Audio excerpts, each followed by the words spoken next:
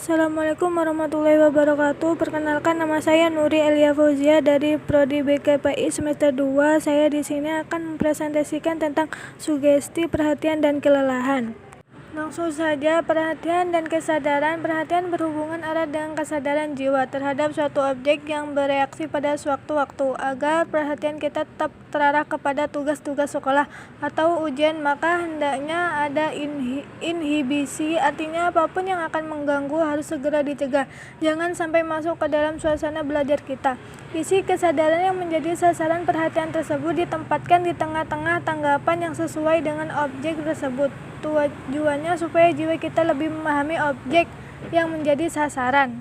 Supaya terjadi peristiwa persepsi yang sebaik-baiknya, maka kita perlu mempunyai pengertian tentang barang-barang peninggalan yang ada hubungannya dengan itu, misalnya candi, arca, dan sebagainya. Dengan pengetahuan yang dimiliki, saya tidak banyak menghadapi kesulitan. Dalam waktu singkat, saya dapat menyesuaikan diri dengan keadaan yang serba darurat itu dan dapat menjalankan tugas baru tersebut dengan baik. Perhatian spontan disebut pula perhatian asli atau perhatian langsung, ialah perhatian yang timbul dengan sendirinya oleh karena itu tertarik pada suatu dan tidak didorong oleh kemauan.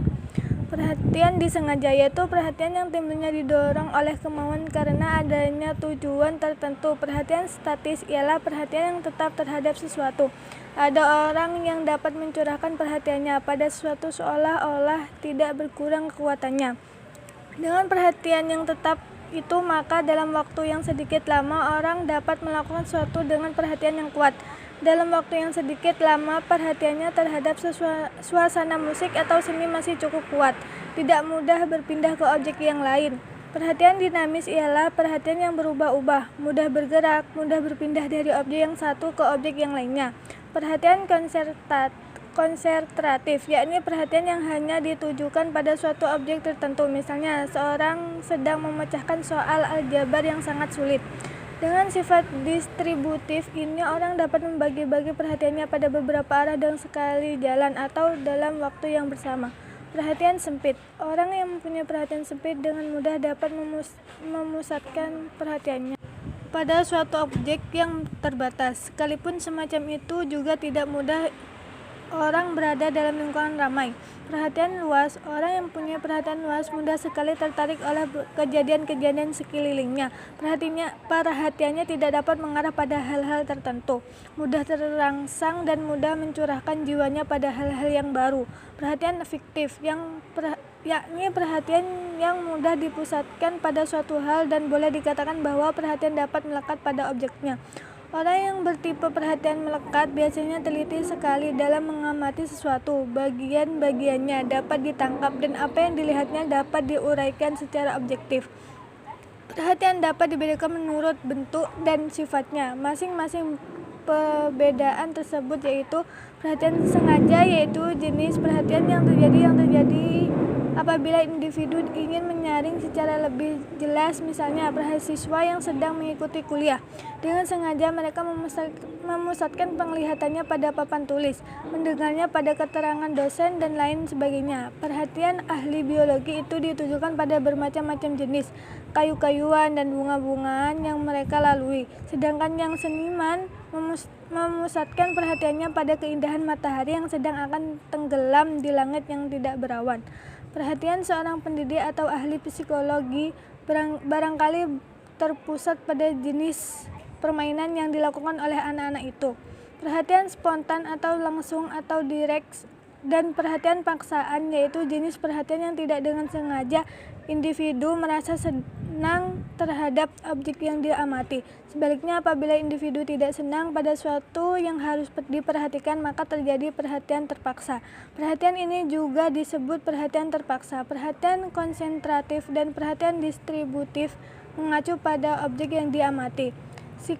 Katakanlah perhatian sempit manakala terjadi fiksasi dari perhatian atau melekatnya perhatian kepada satu objek yang terbatas. Perhatian yang konsentratif dan melekat secara terus-menerus disebut sebagai perhatian perseveratif.